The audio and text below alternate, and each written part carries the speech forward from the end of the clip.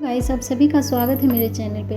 आज मैं भगवान श्री कृष्ण के बाल रूपी लड्डू गोपाल की सभी मूर्ति में छाती पे पैर का निशान क्यों है, इसके पीछे की कहानी बताती हूँ। एक समय की बात है, सरस्वती नदी के तट पर सभी ऋषि मुनि में विवाद हो गया और विवाद का कारण था कि तीनों लोग में सर्वश्रेष्ठ कौन है।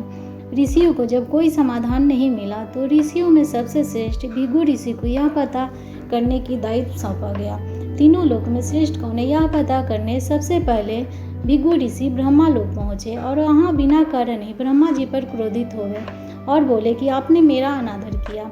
ऐसा सुन ब्रह्मा जी क्रोध आ गया और ब्रह्मा जी बोले, तुम अपने पिता से आदर करवाना चाहते हो, चाहे तुम कितने बड़े विद्वान क्यों ना हो जाओ, लेकिन तुम्हें बड़ों का आदर करना नहीं भूलना चाहिए।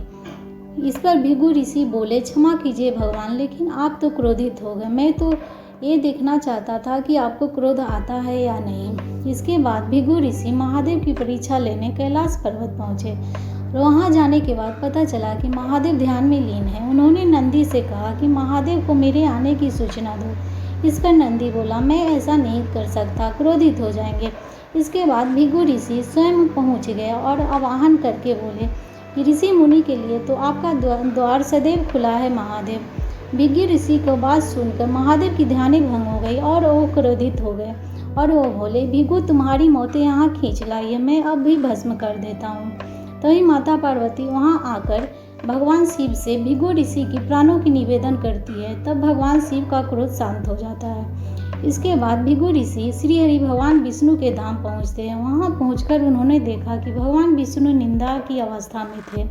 यह देख भृगु ऋषि को लगा कि भगवान उन्हें देखकर जान के सोने का नाटक कर रहे हैं और उन्होंने अपना पैर से भगवान विष्णु की छाती पर वार किया। इससे भगवान विष्णु की निंदा भंग हो गई और उठते ही उन्होंने भृगु ऋषि के पैर पकड़ लिए। इस पर भृगु ऋषि लज्जित भी हुए और प्रसन्न भी हुए और इसके बाद से उन्होंने त्रिदेव में सबसे सर्वश्रेष्ठ सद्गुणी घोषित कर दिए। भृगु ऋषि द्वारा मारी गई लात से उनके बाल स्वरूपी लड्डू गोपाल की छाती पे चिन्ह आज भी मौजूद है।